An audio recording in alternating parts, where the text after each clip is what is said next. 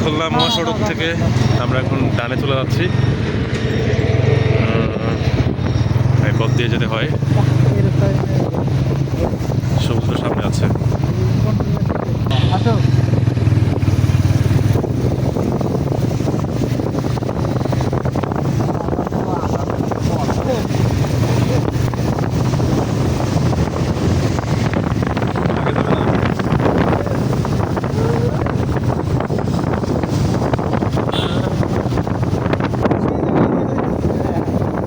গতকাল রাতে যে রেল লাইনটাতে ছিলাম, সেই রেল লাইনের একই লাইন।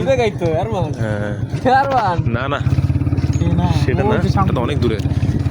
সেই রেল লাইনটাই ক্রস করলাম আমরা, এখানে যাচ্ছি অ্যাকচুয়ালি। ঢুকছিলাম এমনি। হ্যাঁ,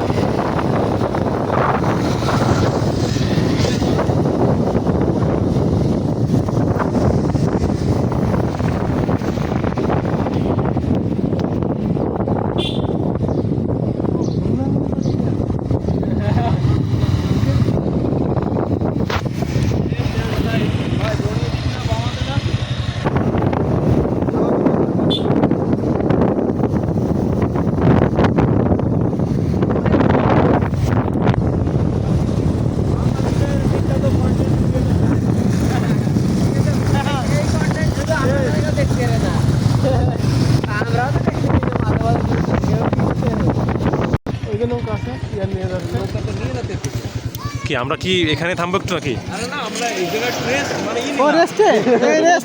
যাত্রা বিরতি, যাত্রা বিরতি, রাইট? কাহিনী হচ্ছে কি, গোপালপুর গেলে কি দেখতাম, আমাদের ক্যাম্পাসে সব থেকে আসাতে চার দোকানের থেকে খারাপ একটা চার দোকান, কিন্তু দইটা ভালো পাওয়া যায়। হ্যাঁ, এইটা নীলের বুকে সবুজের মিশ্রণ। রাইট। এটা খুব ভালো লাগতো, নৌকা পাইতে নৌকার ব্যবস্থা করতে হ্যাঁ, আমরা এই ব্রিজের পাড়া থেকে উত্তর হর্নি, সরি বর্নি বাজার।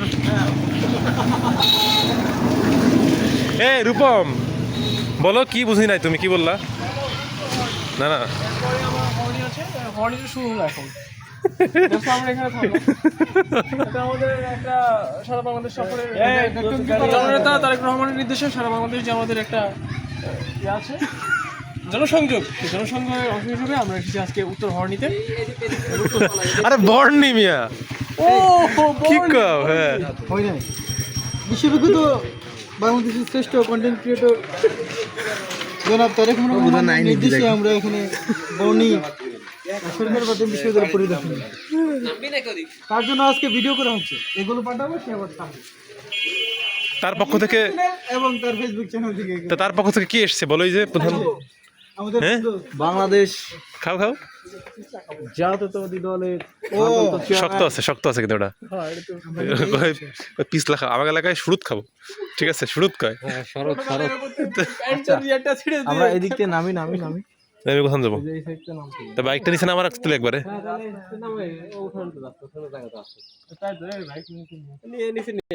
আরো কিছু যুক্তি থাকতে পারে, সে হচ্ছে কি ভবিষ্যতে 2-4 দিন পরে ভাবিরে নিয়ে আসবে, তার আগে একটু যাচাই করে গেল।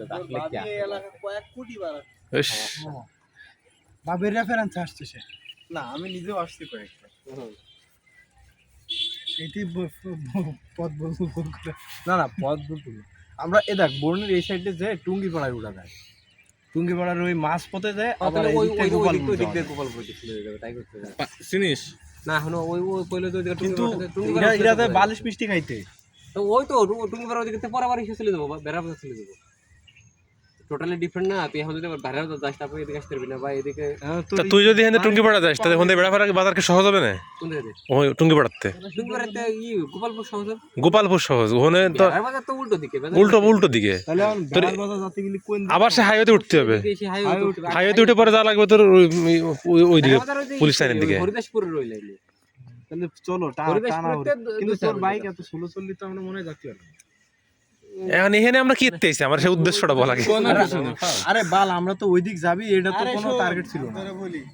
বন্ধু শুনছে যে বর্ণি হাওর আছে, বাওর আছে, তো বন্ধু না কি একটা সেলফি তুললে তুলে চল, বন্ধু নিয়ে আসছে, আর কোনো কারণই নাই।